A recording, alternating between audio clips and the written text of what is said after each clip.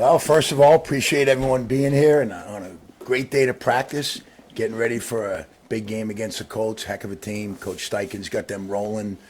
I mean, the way Daniel Jones has the offense going and Jonathan Taylor, we got our hands full. So with that, I'll open it up for questions. You say you have your hands full with Jonathan Taylor. Why do you have your hands full with him? Well, he's as good a back as there is. He's really a unique back where, sometimes some big backs, get downhill fast and have a one cut, and that's kind of what they do. I mean, but he can jump cut, as you say. I mean, he can get from point A to point B as fast as anyone in the league. He can make you miss. He can run you over, and he has home run speed. He has breakaway speed. So what have you seen from Mike Pennel in the 2 games he's been winning? Oh, Mike, yeah, Mike's been great. I mean, Mike, he's a really good run defender. He's big. He's in good shape. I mean, nothing that I didn't see when he was here the last couple of years. I mean, we were all just happy that we could get Mike back, and he's played well the last couple of games. Coach, anything you tried to emphasize to Charles Omenihu? There seems like there's moments where he's starting to come back to maybe being the player he was, prior to the injury. But are you looking for more consistency? What's been the message? Just finish with Charles. I mean, he's getting even last week. I mean, he had on the intentional grounding, he had the quarterback wrapped up. Maybe just a little bit better finish, and the finish in a couple of the games prior to the Washington game. I mean, where you're right there, have an opportunity to get him down. And that's really the whole group, just finishing on the quarterback. And now he's on the ground, and it's not a pressure, but it's a impact sack. Joe, what is your assessment of George Karlaftis?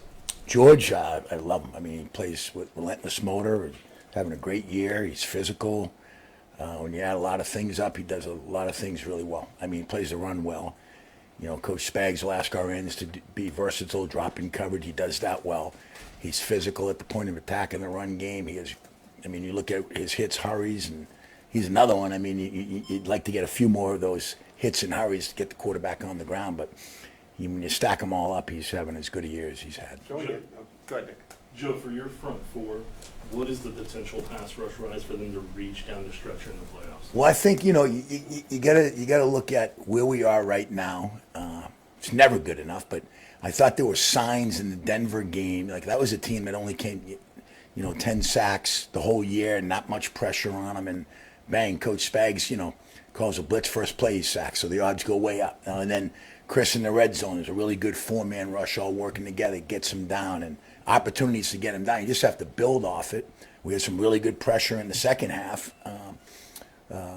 Just keep getting better and having the opportunities, being all four working together as one, and then collectively getting the quarterback down when you have those opportunities. Going into Denver last week, Chris said he just really wants to be better in the second half. I guess, in your eyes, how does that happen for him? Just continuing what he did last week. I thought he played at a really high level, both in the run game.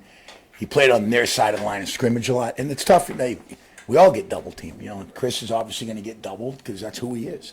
But when you're getting off the ball, playing on their side of the line of scrimmage and disrupting, he's making things easier for other guys around him. But just continuing to get better each week. How has he done with, I know he's talked about the times he doesn't get doubled, he's really got to make a play. How's he done in those chances where he's had that opportunity when he hasn't been double teamed this year compared to? He usually wins most of his one-on-ones. And there are times, we point him out when he doesn't, but majority of the time he wins those one-on-ones. Might not result in a sack, but pressure hit. When you look at all the numbers that some of these analytical guys do, he's right at the top of the D tackle list. Joe, with the run offense you're going against and their scheme and everything, what mentality does that front four need to have this week against a run game that good? Well, and I think, Coach Spags does a great job, and all of our coaches. It's all 11 to stop the run. But it starts up front. Make no bones about it. It starts up front. But the mentality is that we got to knock that run out so we can get them in 3rd and long to be able to have a chance to get after the quarterback. 3rd and 2, 3rd and 3 is not fun all day. And when you're living in that world, they usually have, Coach Steichen does a great job. They go for it a lot now. So that 3rd and 2 becomes 4th and 1. They go for it and you continue the drive. We got to get them behind the chains. And that means doing your job, playing violent, playing physical, and we're fired up for the challenge. Last one, anyone? With Chris playing, it looked like, on Sunday particularly, a little bit more inside on 3rd downs and obvious passing downs. Is that just a situational matchup, or is that something you might be doing more going forward? Well, a lot of times, Chris starts inside, and sometimes we'll put him outside. Sometimes the call will dictate, but I mean, it just based on who we're playing against, maybe the matchup, things like that. But it's all dictated on that. Thank you, Coach. Appreciate y'all. Thank you.